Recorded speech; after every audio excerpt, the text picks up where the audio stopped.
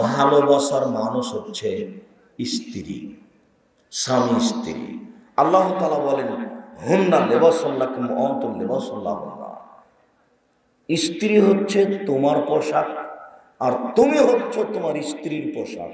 স্বামী স্ত্রী পরস্পরের পোশাক, এই কথা আল্লাহ তাআলা বলেন। পোশাক যেটা গায়ের সাথে লেগে থাকে, যেটা গায়ের সাথে লেগে থাকে সেটাকে পোশাক বলা হয়। আল্লাহ তাআলা নিজে বলছেন স্বামী হচ্ছে স্ত্রীর জন্য পোশাক আর স্ত্রী হচ্ছে স্বামীর জন্য পোশাক। কাছে থাকার ব্যাপারে, পরস্পরের প্রেম প্রীতি ভালোবাসা আদান প্রদানের ব্যাপারে স্বামী স্ত্রীর চেয়ে পৃথিবীতে কোনো কাছের মানুষ নেই। আমি আর আপনি ভুল বুঝে তার সাথে খারাপ আচরণ করেছি, এটা তো আমার গায়বান্ধা। আব্দুর রাজ্জাক সাহেব, গায়বান্ধা বলে কি বলতে চাইলেন? গায়বান্ধা বলে বলতে চাইলাম যৌতুক নেওয়া অভ্যাস আছে। অথচ আমি বহুদিন বলেছি যে ভিক্ষা করা টাকা দিয়ে চাউল কিনে ভাত খেয়ে ইবাদত কবুল হবে, যৌতুকের টাকা দিয়ে চাউল কিনে ভাত খেয়ে ইবাদত কবুল হবে না। ভিক্ষা করা টাকা যৌতুকের টাকার চেয়ে অনেক খারাপ। আর যারা যৌতুক নেয় ওদেরকে আল্লাহ যেভাবে বলছেন তাতেও কুকুর শ্রীগালের চেয়েও খারাপ। বহুদিন বলেছি তোমার বাপকে যদি আমি কুকুর শ্রীগাল প্রমাণ করতে না পারি তাহলে আমি জাতির সামনে বক্তব্য দিব না। তোমার বাপ নিজে থেকে বলে যৌতুক নিয়েছে, তোমার বাপের মুখের দিকে তাকিয়ে দেখো। এখন তোমার বাপকে আমি ভিক্ষা করে খেতে বলেছি। যদি হলদিয়া এলাকায় গোবিন্দগঞ্জে আপনার সাঘাটায় ভিক্ষা না পাওয়া যায় তাহলে বগুড়া ট্রেন স্টেশনে যাবে, মানুষের কাছে ভিক্ষা চাইলে ভিক্ষা দিবে। তোমার বাপ ভিক্ষা করে খায়, যৌতুক নেবে কেন? 24 ঘন্টার মধ্যে যৌতুক ফেরত দিতে হবে। টাকা হোক, গাড়ি বাড়ি হোক, সাইকেল হোক, যেটাই হোক। তুমি কাজ করে খাবা, বছরে একদিন মানুষের বাড়িতে কাজ করে একটা লুঙ্গি কিনে তোমার শ্বশুরকে দিবা। যৌতুক নিয়ে তুমি স্বামী স্ত্রীর মধ্যে ভালোবাসা নষ্ট করেছ, শ্বশুর শাশুড়ির সাথে ভালোবাসাকে নষ্ট করেছ, মানুষকে বেকায়দায় ফেলেছ। যৌতুক ফেরত দিতে হবে, এ কথাই চূড়ান্ত। বুঝেও বুঝে না ওরা অন্তর আছে, বুঝে না। দেখেও দেখে না ওরা চক্ষু আছে, দেখে না। শোনেও শোনে না ওরা কান আছে, শোনে না। উলাইকা কালানাম, তারা পশু প্রাণীর মতো, তারা গরু ছাগলের মতো, তারা কুকুর শ্রেণীর মতো। বালহুমাদাল, বরং তার চেয়ে খারাপ। এ কথা আল্লাহ বলছে। যৌতুক একেবারেই হারাম, টোটালি হারাম, সম্পূর্ণরূপে হারাম। ভিক্ষার টাকা তার চেয়ে অনেক বেশি ভালো। এটা গায়বান্ধা মানে কি? গায়বান্ধা মানে বাড়ি ঘেরা নেই, বাহির দরজা নেই, এমনিতেই চলে। কিভাবে চলে সেটা আমি নিজেও বুঝি না। এইসব জীবিকা নির্বাহ হলো গরু ছাগলের, পশু প্রাণীর জীবিকা নির্বাহ। ওই যে যাযাবর থাকে না, মাঝে মধ্যে একটা ছয়ের মতো করে, টাপরের মতো করে রেখে থাকে। ওর দরজা নাই, ওর বাহির দরজা নাই, ঘরও নেই, ওর সালামও নেই। অথচ আমি বলেছি সবচেয়ে গরিব মানুষ আবু হুরায়রা রাদিয়াল্লাহু তাআলা। আবু হুরায়রা রাদিয়াল্লাহু তাআলা নিজে বলছেন যে আমি মসজিদে নববীতে খুব বেশি ক্ষুধা লাগলে পেটটা মাটির উপরে রেখে উপরে শুয়ে থাকতাম, তো মুসল্লিরা আমার গায়ের উপরে পা রেখে চলে যেত, আমাকে মানুষই ভাবতো না। আমি যে একটা মানুষ এটা মুসল্লিরা, নামাজিরা ভাবতো না। তো এরপরে যখন আমি ক্ষুধা সহ্য করতে পারতাম না তখন মাঝে মধ্যে কোনো ব্যক্তিকে বলতাম, যারা সালাত আদায় করছে তাকে বলতাম, আপনি কি এ হাদিস জানেন? আপনি কি এ হাদিস জানেন? কেন বলতাম? কোন সময় যদি আমাকে বলে, আবু হুরায়রা তুমি তো হাদিসের কথা বলছো, তো তুমি কি খেয়েছো? তখন আমি বলবো না, তখন আমাকে খেতে নিয়ে যাবে। এই জন্য আমি মসজিদে একে একে মাঝে মধ্যে বলতাম যে তুমি কি এ হাদিস জানো, তুমি কি এ হাদিস জানো। তাহলে আমি বুঝাতে চাইলাম যে আবু হুরায়রা সবচেয়ে গরিব মানুষ। তো আবু হুরায়রা একদিন বলছেন, আল্লাহর নবী আপনি আমার মায়ের জন্য একটু দোয়া করেন তো। আল্লাহর নবী, আমার মা আপনাকে খুব গালি দেয়। তখন আল্লাহ রাসূল বলছেন, আল্লাহুম্মা হাদি উম্মা আবি হুরায়রা, আল্লাহ তুমি আবু হুরায়রার মাকে হেদায়েত দান করো। তো এখন আবু হুরায়রা বাড়ির দিকে যাচ্ছেন, বাড়ির দিকে গিয়ে দরজায় থেমে গেলেন। তার মানে বাহির দরজা আছে। দরজায় কান লাগিয়ে দেখছেন যে ওর মা পানি নিয়ে কিছু করছে, পানির শব্দ। তার মানে তার মা গোসল করছেন, ইসলাম গ্রহণ করবেন সেই জন্য। তো দাঁড়িয়ে আছে, একটু দেরি হয়েছে দরজাটা খুলতে। দরজা খুলেই দেখে যে তার মায়ের মাথাতে কাপড় নেই। ও বলছে আমার মায়ের মাথায় কাপড় ছিল না। তার মানে ওর মা ও মুসলিম, তারপরেও মাথায় কাপড় দিত। তার মানে ছেলের সামনে মা মাথায় কাপড় দিয়ে থাকতো, অথচ তার মা মুসলমান নয়। আমার মায়ের মাথায় কাপড় নেই, আমার মা আমাকে দেখেই বলছেন আশহাদু আল্লা ইলাহা ইল্লাল্লাহ ওয়া আশহাদু আন্না মুহাম্মাদুর রাসূলুল্লাহ। আমি সাক্ষ্য দিচ্ছি আল্লাহ ছাড়া কোনো মাবুদ নেই, আমি সাক্ষ্য দিচ্ছি মুহাম্মদ আল্লাহর রাসূল। হাদিস বুখারী মুসলিম। এই হাদিস পড়ে যেটা আমি বলতে চেয়েছি সেটা হলো এই, যে আবু হুরায়রা সবচেয়ে গরিব মানুষ, এরপরেও তার বাড়ির একটা বাহির দরজা আছে। তোমাদের বাড়িটা যে তোমরা ঢুকছো তো কোনখান দিয়ে সালাম দিয়ে ঢুকবে? সালাম দেওয়ারই জায়গা না, তো এটা বাড়ি হলো কি করে? তাহলে বাড়ি হয় না, কে থাকে? তাহলে তো গরু ছাগল থাকে। কষ্ট পাচ্ছ বেটা, এক কষ্ট পাচ্ছ কেন? 24 ঘন্টার মধ্যে তোমার বাপকে বাড়ি ঘেরতে হবে, চট ছলা দিয়ে ঘেরতে হবে, খড় দিয়ে ঘেরতে হবে, টিন দিয়ে ঘেরতে হবে, ইট দিয়ে ঘেরো, সোনা দিয়ে ঘেরো, ঘেরতে হবে। তার নাম বাড়ি। একটা বাহির দরজা থাকবে, সবাই সালাম দিয়ে ঢুকবে। দরজাই নেই তো সালাম দিবে কোথায়? রাসূল সাল্লাল্লাহু আলাইহি ওয়াসাল্লাম বলছেন যে সালাম দিয়ে ঢুকলে শয়তান থাকে না, তো সালাম দেওয়ার জায়গাই নাই, তো তুমি সালাম দিবে কোথায়? কুমিল্লাতে গেছি প্রোগ্রামে, তো শীতের দিন, দেখুন বাড়ির ভিতরে নিজে বসতে দিচ্ছে, তো বলছে বাড়ির ভিতরে চলেন। তা আমি ঘরে গেলাম, তো কোনখান যে বাড়ির ভিতর তা বুঝতে পারলাম না। এই দিকের 2টা ঘর, ওই দিকের 2টা ঘর মধ্যে গরুর গাড়ির রাস্তা, এটা নাকি বাড়ি। বাড়ি এমন নয়, বাড়ির চতুর্দিক ঘেরা থাকতে হবে, তার নাম বাড়ি। বাহির দরজা থাকতে হবে। এই ছেলে, তোমরা যারা দায়িত্ব পালন করছো তারা দেখো, স্টেজে আশেপাশে কেউ কথা বলতে পাবে না। আপনার অনেক ভালোবাসা, আপনাকে আমি অনেক ভালোবাসি।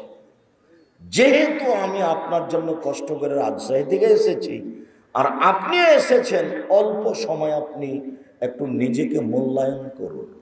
এখন দোকানপাটে বসে থাকিয়েন না, কোথাও গল্প করিয়েন না। আমাকে দেখতে পান আর না পান, আপনি কিছুক্ষণ কথা মনোযোগ সহকারে শোনার চেষ্টা করেন, আপনার আমি কিছু না কিছু উপকার করব ইনশাআল্লাহ।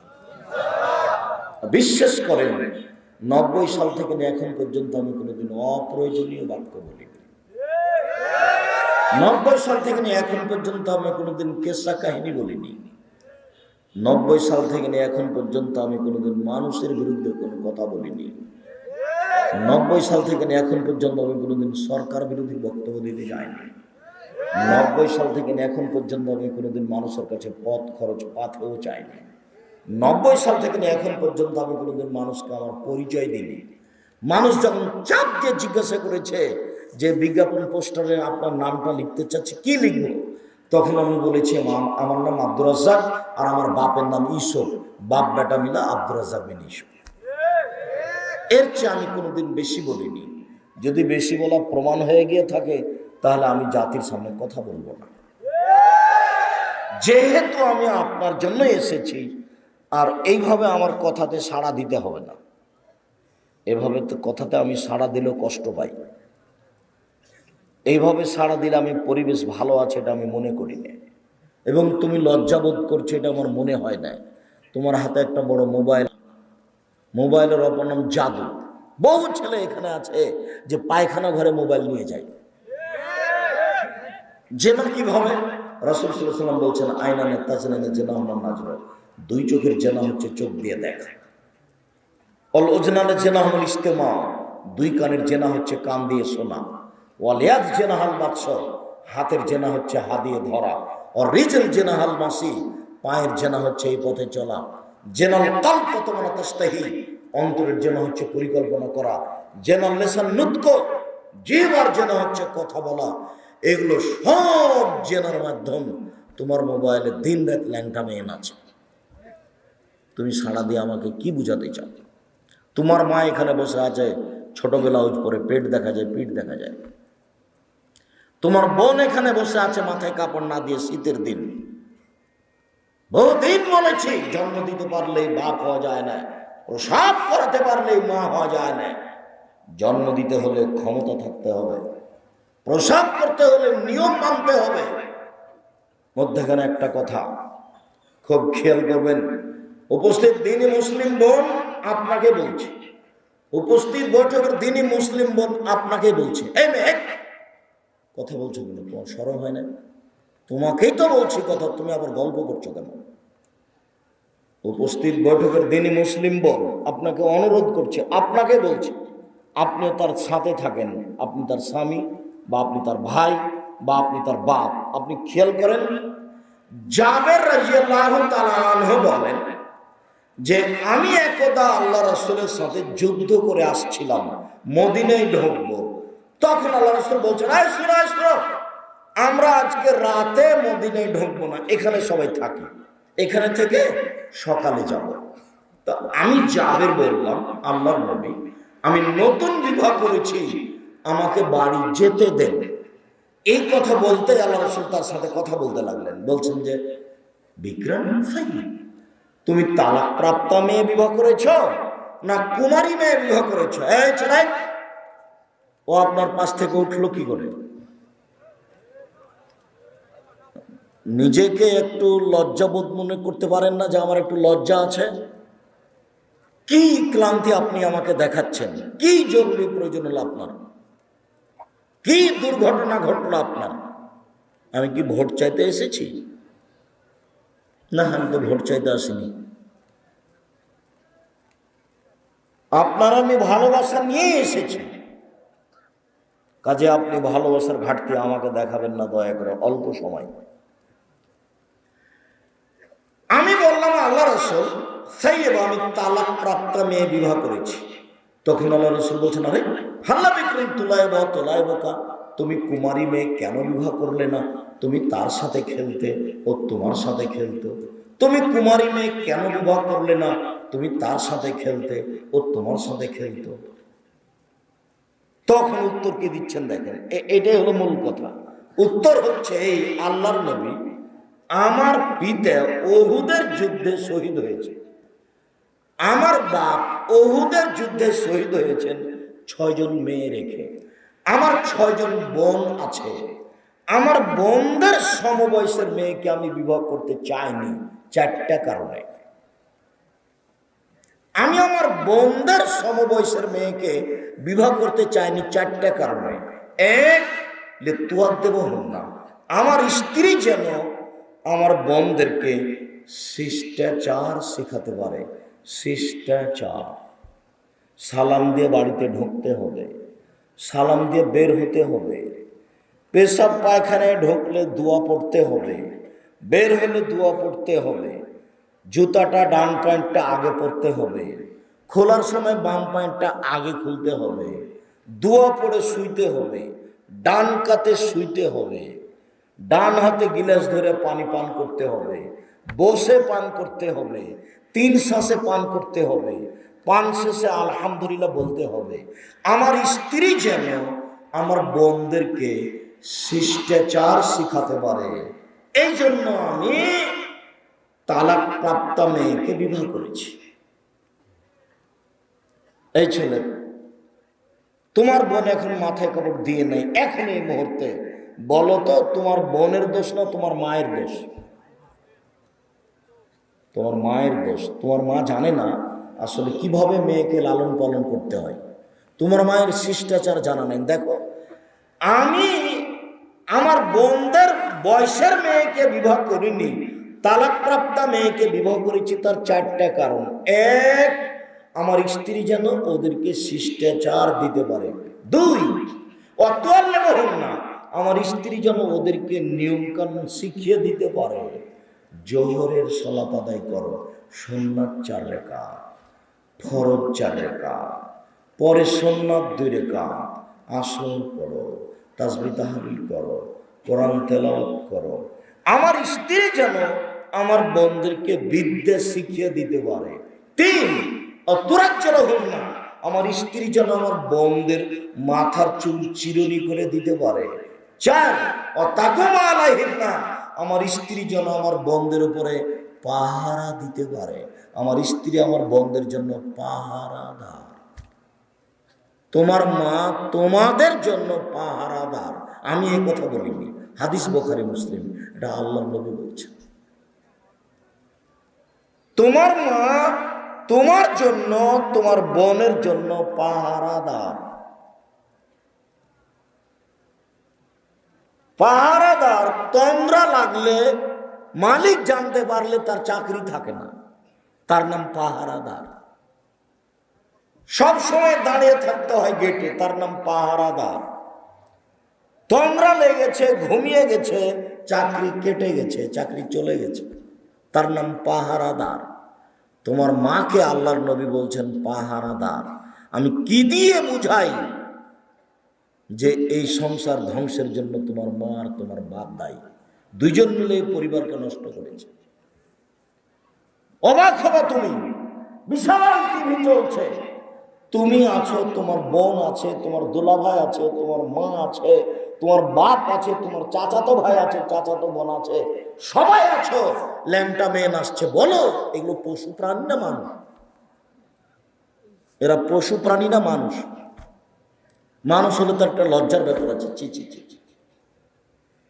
রাসূল সাল্লাল্লাহু আলাইহি ওয়াসাল্লাম বলছেন, হায়রুল ঈমান, লজ্জাই হচ্ছে ঈমান, আল ঈমান ফিল জান্নাহ, ঈমানই হচ্ছে জান্নাত। লজ্জা নেই যার, ঈমান নেই তার, ঈমান নেই যার, লজ্জা নেই তার।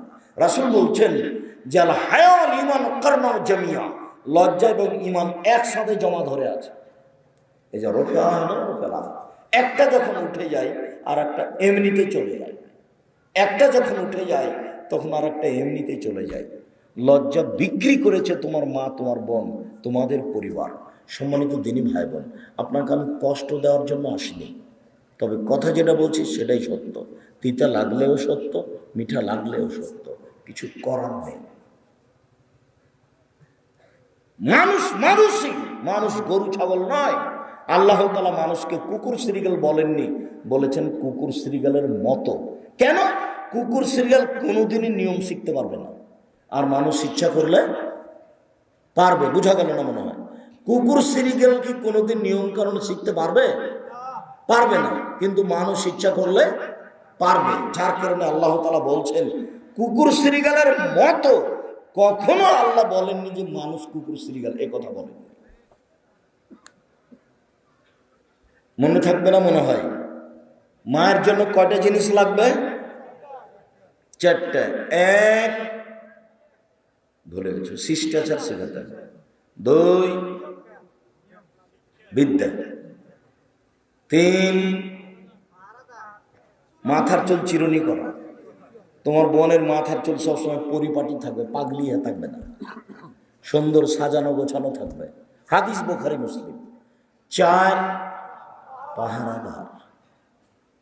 তোমার মাও যেন বলতে বলতে যায়, আব্দুর রাজ্জাক সাহেব বলেন আমার জন্য 4টা জিনিস লাগবে, আমার জন্য 4টা জিনিস লাগবে। 1, শিষ্টাচার। 2, বিদ্যা। 3, চিরুনি করা। 4, পাহারাদার। তুমি দেখো তো একা একা সিরিয়াল দিতে পারো কিনা, ভুলে যাবো না।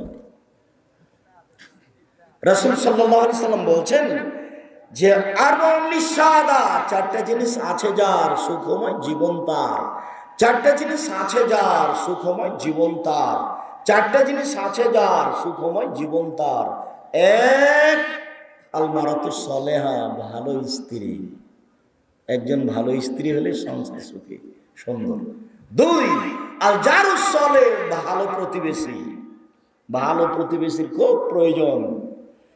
প্রতিবেশীর চালে, প্রতিবেশীর দেওয়ালে আমার বাচ্চাটা ভাত খাওয়ার পরে পানির প্লেটের পানিটা ফেলতে যাচ্ছে না, তো যে দেওয়ালে লেগে গেছে, তখন প্রতিবেশী এই যে লেগে গেল, বস্তি গ্রামের মতো হয়ে, এর নাম প্রতিবেশী নয়। ভালো প্রতিবেশী যার, সুখময় জীবন তার। 3, আল্লাহর কাবুলহানি, ভালো গাড়ি যার, নষ্ট হয় না, চেন পড়ে না, ট্রায়াল নষ্ট হয় না, সুখময় জীবন তার। চাই আল বাইতুল ওয়াসি, প্রশস্ত ঘর যার, অন্তত মেহমান বসার ঘরটা বড় হতে হবে। আর মেহমান মাঝে মধ্যে থাকতে হবে বাড়িতে। মেহমান থাকা জরুরি। মেহমান দিয়ে জান্নাত কিনে নিব। কি দিয়ে জান্নাত কিনবো? মেহমান দিয়ে, ফকির মিসকিনকে খাদ্য দিয়ে জান্নাত কিনে নিব। এ কথা আল্লাহ বলছেন, এ কথা নবীও বলছেন। মহান আল্লাহ বলেন, ওয়াকারনা ফি বুয়ুতিকুন্না ওয়ালা তাবাররাজনা তাবাররুজাল জাহিলিয়াতিল উলা। হে মুসলিম মহিলা, তোমরা বাড়িতে থাকো। বন্যতার যুগে, বর্বরতার যুগে, অসভ্যতার যুগে নারীরা যেভাবে প্রদর্শন দিয়ে চলতো সেভাবে চলো না। এখন যেভাবে রাস্তাঘাটে চলতে দেখছেন, এটাই হলো জাহেলিয়াত, এটাই হলো বন্যতা, এটাই হলো বর্বরতা। ওর মাথায় কাপড় তাকে দিতেই শরম লাগে, এর নাম জাহেলিয়াত। বড় চাদর পরতেই তাকে শরম লাগে, এর নাম জাহেলিয়াত। ও এখন আর মানুষ হয়ে নাই, ও এখন পশু প্রাণী হয়ে গেছে। মহান আল্লাহ বলেন, ইয়া আইয়ুহান নবী কুল লিআজওয়াজিকা ওয়া বানাতিকা নিসাইল মুমিনিন ইদরিনা আলাইহিন্না মিন জালাবিবিহিন্না।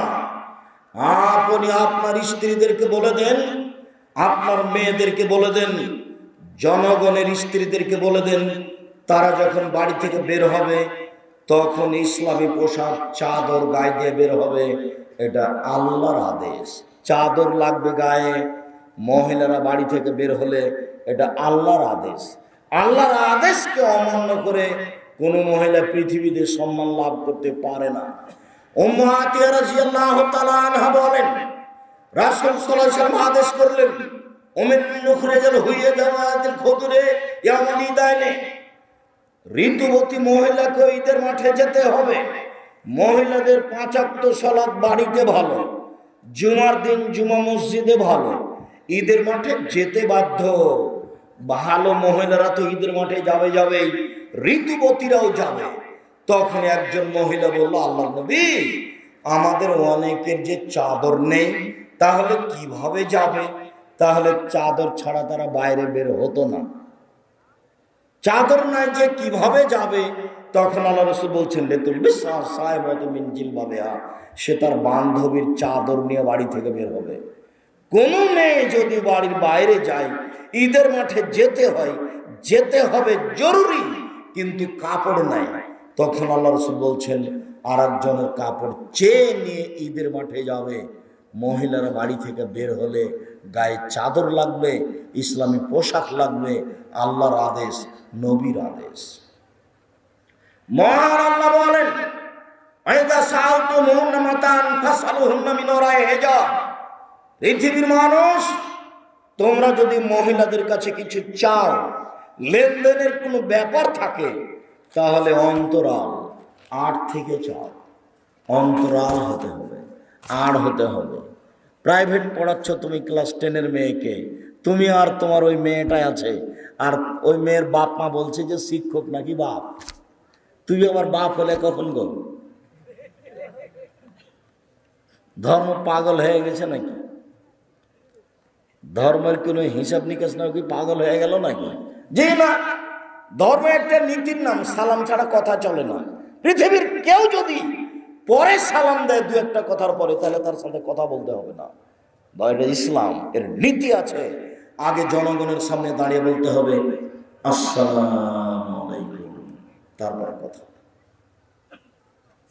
কে যদি বলে আউযু বিল্লাহি মিনাশ শাইতানির রাজিম বিসমিল্লাহির রহমানির রহিম, সম্মানিত সভাপতি সাহেব, মাননীয় এমপি সাহেব, আসসালামু আলাইকুম, আল্লাহ নবী বলছেন এর সাথে কথাই হবে না, কথা বলতে হবে। তার মানে মুহাম্মদ সাল্লাল্লাহু আলাইহি ওয়াসাল্লাম যেটা বলছেন, ইসলামের একটা নীতি আছে। অন্তরের আড় থেকে চাইতে হবে। দালিকুম আতহারু লিকুলুবিকুম ওয়া কুলুবিহিন্না। অন্তরাল থেকে চাইলে তোমার অন্তরটা পবিত্র থাকবে, তার অন্তরটা পবিত্র থাকবে।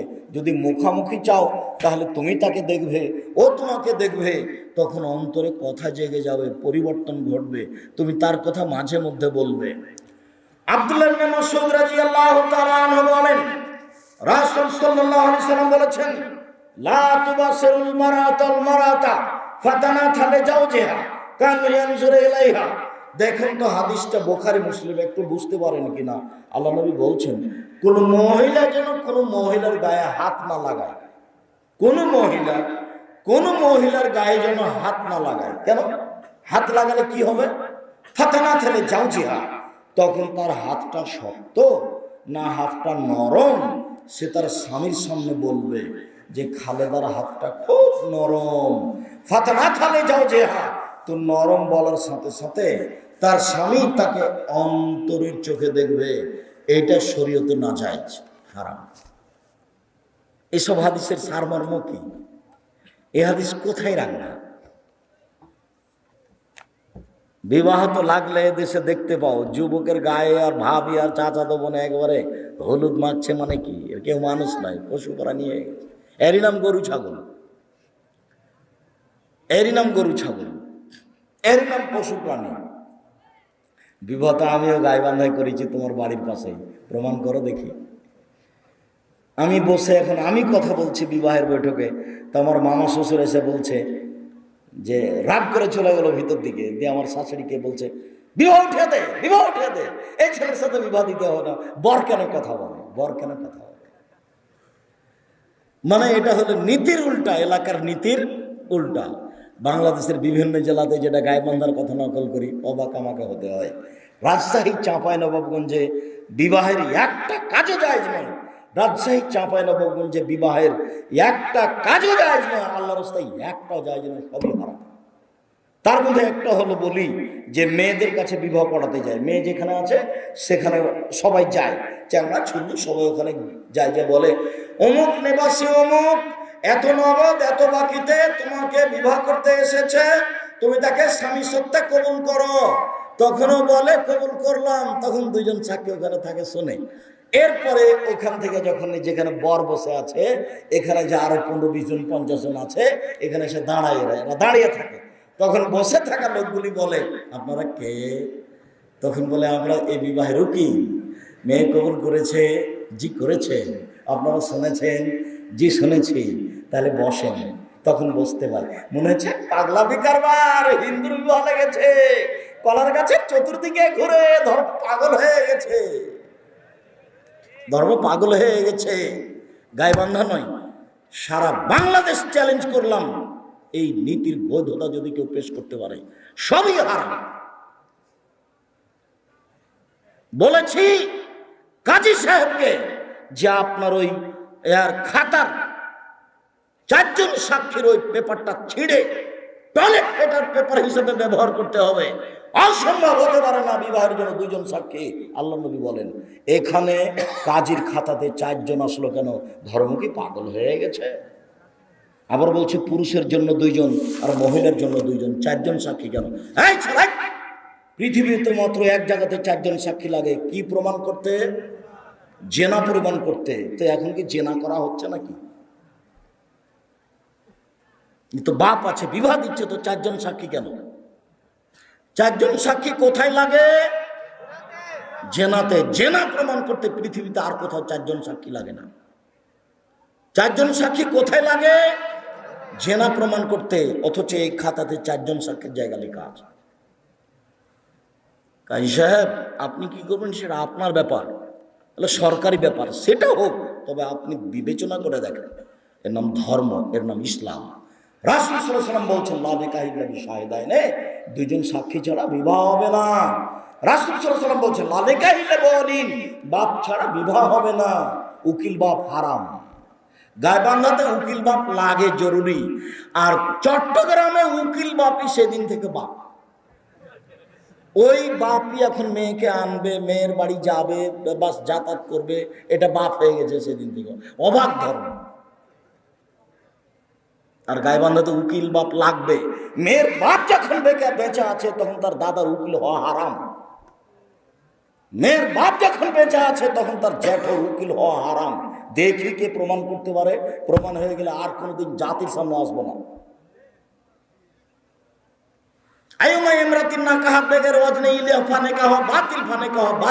কোর্টের বিবাহ বাতিল, কোর্টের বিবাহ বাতিল। কোর্টে বিবাহ হয়েছে, 10টা ছেলে মেয়ে হয়েছে, এই বিবাহ আবার পড়াতে হবে। যত ছেলে মেয়ে হয়েছে সব অবৈধ।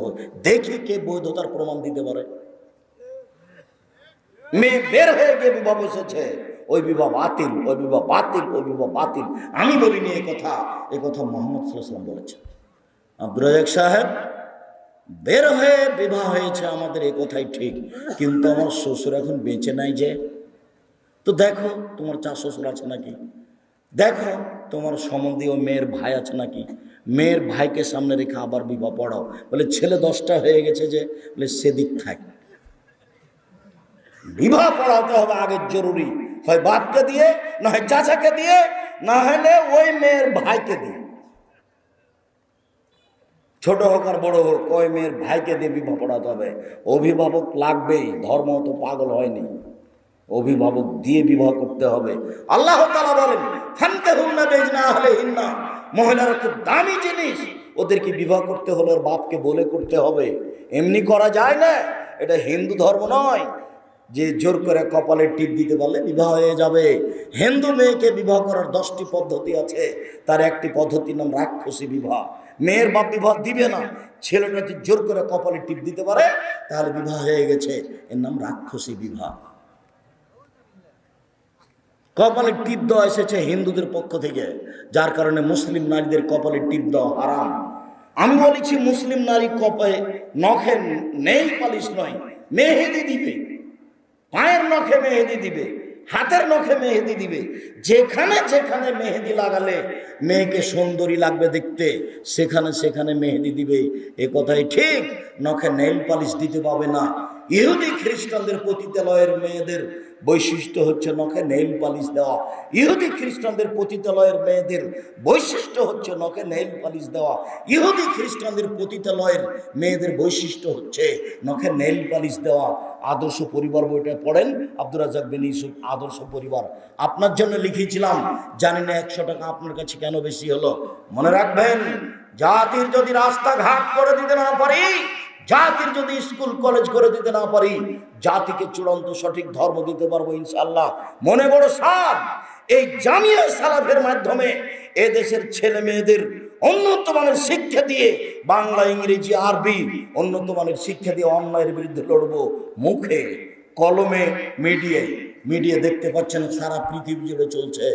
কলম যেসব বই পুস্তক পত্রিকা বের করি, সেটা পত্রিকার পিছনে 12 জন মুফতি আছে, প্রায় 16-18 জন লেখক আছে, লক্ষ লক্ষ টাকা খরচ আছে, 50টা প্রশ্নের উত্তর আছে। বইগুলোও তাই। আমি জেনে শুনে সব জ্ঞানে কলম ধরিনি কোনোদিন কেসা কাহিনীতে, জেনে শুনে সব জ্ঞানে কলম ধরিনি কোনোদিন জাল জয় হাদিসে, জেনে শুনে সব জ্ঞানে মুখে কোনোদিন কেসা কাহিনী বলিনি, জেনে শুনে সব জ্ঞানে কোনো সময় মুখে কোনোদিন জাল জয় হাদিস বলিনি। ঠিক মিডিয়া যেটা জামিয়া সালাফের পক্ষ থেকে অনলাইন আল ইতিসাম টিভি, এর মাধ্যমেও জেনে শুনে কোনোদিন কেসা কাহিনী বলি না, জাল জয় হাদিস বলি না। জাতিকে পরকালমুখী করতে চাই, এটাই লক্ষ্য উদ্দেশ্য। শিরক মুক্ত প্রতিষ্ঠান জামিয়া সালাফিয়া, বিদআত মুক্ত প্রতিষ্ঠান জামিয়া সালাফিয়া, দল মুক্ত প্রতিষ্ঠান জামিয়া সালাফিয়া, সংগঠন মুক্ত প্রতিষ্ঠান জামিয়া সালাফিয়া। একমাত্র পরকালের আশায় বাংলা ইংরেজি আরবি উন্নত মানের শিক্ষা দেওয়ার ব্যবস্থা জামিয়া সালাফিয়া। মনে বড় সাধ, এর মাধ্যমে এদেশের ছেলে মেয়েদের উন্নত মানের শিক্ষা দিয়ে অন্যায়ের বিরুদ্ধে লড়বই ইনশাআল্লাহ।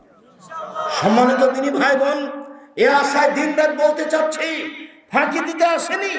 আদর্শ বই আপনি পড়ে দেখুন, ওখানে নখে নেল পালিশ দেওয়া ইহুদি খ্রিস্টানদের পতিতালয়ের মেয়েদের বৈশিষ্ট্য বলা হয়েছে। সাথে সাথে সব নারী হাতে মেহেদি দিতে বাধ্য, সব নারী হাতে মেহেদি দিতে বাধ্য। একজন মহিলা আল্লাহ রাসূলের হাতে একটা পত্র দিয়েছে, আল্লাহ রাসূল পত্রটা নিয়ে বলছে, এ হাতটা পুরুষের না নারীর? আরে যদি নারীর হয় তাহলে মেহেদি নাই কেন? আমরা এ হাতটি পুরুষের না নারীর? যদি নারীর হয় তাহলে মেহেদি নাই কেন? তার মানে নারী হাতে মেহেদি দিতে বাধ্য, পায়ের নখে মেহেদি দিতে বাধ্য। পুরুষ কোনো সময় হাতের নখে পায়ে মেহেদি দিতে পাবে না, পুরুষের জন্য দেওয়া হারাম। মহান আল্লাহ বলেন, ওয়াকুলিল মুমিনাত ইয়াগযুদনা মিন আবসারিহিন্না ওয়া ইয়াহফাযনা ফুরুজাহুন্না ওয়া ইয়াযিনা যিনাতাহুন্না। মুহাম্মদ সাল্লাল্লাহু আলাইহি সাল্লাম, আপনি পৃথিবীর নারীদের বলে দেন, ওরা যখন বাড়ি থেকে বের হবে, রাস্তায় চলবে, তখন চক্ষু নিচু করে চলবে। নারীদেরকে চক্ষু নিচু করে চলতে হবে, এ কথা আল্লাহ বলেন, এটা আল্লাহর আদেশ। তাদের সৌন্দর্যকে ঢেকে রাখতে হবে, সৌন্দর্য প্রকাশ করতে পাবে না। চুল সৌন্দর্যের অন্তর্ভুক্ত, গায়ে মোটা চাদর থাকতে হবে, অঙ্গ প্রত্যঙ্গ যেন প্রকাশ না পায়, এটা আল্লাহর আদেশ। মহিলাকে চক্ষু নিচু করে চলতে হবে, গায়ে মোটা চাদর দিয়ে চলতে হবে।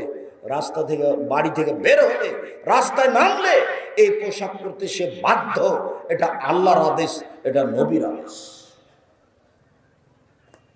আবু হুরায়রা রাদিয়াল্লাহু তাআলা আনহু বলেন, রাসূল সাল্লাল্লাহু আলাইহি সাল্লাম বলেছেন, সিনফানি মিন আহলিন নার, দুই শ্রেণীর মানুষ জাহান্নামে যাবে। লা মারাহুমা, আমি তাদের দেখিনি। দুই শ্রেণীর মানুষ জাহান্নামে যাবে, আমি তাদের দেখিনি। দুই শ্রেণীর মানুষ জাহান্নামে যাবে, আমি তাদের দেখিনি। এক কম মাহসিয়াতুন, এক শ্রেণীর মানুষ তাদের হাতে থাকবে লাঠি, গাজনাবিল বাকারে, গাভীর লেজের মতো, একদিক মোটা একদিক চিকন। এক শ্রেণীর মানুষ তাদের হাতে থাকবে লাঠি, গাভীর লেজের মতো, একদিক মোটা একদিক চিকন।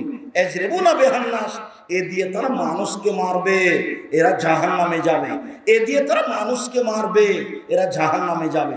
দুই, নিসাউন, মহিলা, কাশিয়াতুন, কাপড় পরে থাকে, আরিয়াতুন, উলঙ্গ, মমিলাতুন, তারা পুরুষকে নিজের দিকে আকৃষ্ট করে, মায়লাতুন, তারা নিজেরা পুরুষের দিকে আকৃষ্ট হয়। লাইক খোলাম যারা, এরা জান্নাতে যাবে না, এরা জান্নাতে তো যাবে না, যাবেই না। অলায়াজাদনা রিহা, এরা জান্নাতের গন্ধ পাবে না। ফাইনাল রিহা লা তুজাদু মিন মাসরিকা কাদা ওয়া কাদা, এই জান্নাতের গন্ধ পাওয়া যায় 1 বছরের দূরত্ব পথ হতে। এটা জান্নাত। এখান থেকে একটা ঘোড়া দৌড়াতে আরম্ভ করেছে, 1 বছর দৌড়িয়ে যত দূরে যাবে, এইখানে যদি কেউ দাঁড়ায় তাহলে সে জান্নাতের গন্ধ পাবে, তার নাম জান্নাত। এই মহিলা জান্নাতে তো যাবে না, যাবেই না, জান্নাতের গন্ধ পাবে না। এই কথা আমি বলিনি, এই কথা মুহাম্মদ সাল্লাল্লাহু আলাইহি ওয়াসাল্লাম বলেছেন। হাদিস বুখারী মুসলিম, কোনো আপোষ নেই। নিসাউন, মহিলা, কাশিয়াতুন, কাপড় পরে থাকে, আরিয়াতুন, উলঙ্গ। দেখো তুমি, তোমার মা এখানে বসে আছে ছোট ব্লাউজ পরে, এর জন্য দায়ী আমি নই। তোমার বোন পরে আছে নগ্ন পোশাকের জন্য আমি দায়ী নই। জবাব তোমাকে দিতে হবে, তোমার বাপকে দিতে হবে, তোমার মাকে দিতে হবে। এরাই পরস্পর দায়িত্বশীল, জবাব এদেরকে দিতে হবে। কিয়ামত দূরে নেই, মরলেই কিয়ামত। সব জব দেওয়ার জন্য প্রস্তুত থাকেন। জবের ফলাফল জাহান্নাম। যদি উত্তর ভালো না আসে, ফলাফল জাহান্নাম। তাহাজ্জুদ পড়ে হবে না। 3 শ্রেণীর মানুষ জান্নাতে যাবে না। এক, মধুমিনুল খামর, যারা নিয়মিত বিড়ি, তামাক, জর্দা, সিগারেট, গুল, নেশাদার দ্রব্য খায়, পান করে। 2, আর রাজরাতু মিনান নিসায়ে, পুরুষের বেশধারী নারী, যারা পুরুষের জুতা স্যান্ডেল পরে, যারা পুরুষের শার্ট প্যান্ট পরে, যারা পুরুষের পোশাক পরে, ওরা জান্নাতে যাবে না। যারা গেঞ্জি গায়ে দিয়ে চলে, যেটা দিন রাত দেখছেন, এরা জান্নাতে যাবে না। এ কথা রাসূল সাল্লাল্লাহু আলাইহি ওয়াসাল্লাম বলেন। 3, দাইসালি তিরফি আল খাবাসা, যে তার বাড়িতে বেহায়ের সূর্য দিয়েছে, সে হলো দায়ুস। যার মেয়ে নগ্ন পোশাকে স্কুল কলেজে যায়, যার স্ত্রী নগ্ন পোশাকে রাস্তাঘাটে ঘুরে, বাজার যায়, সে নিচে দায়ুস, সে জান্নাত যেতে পারে না।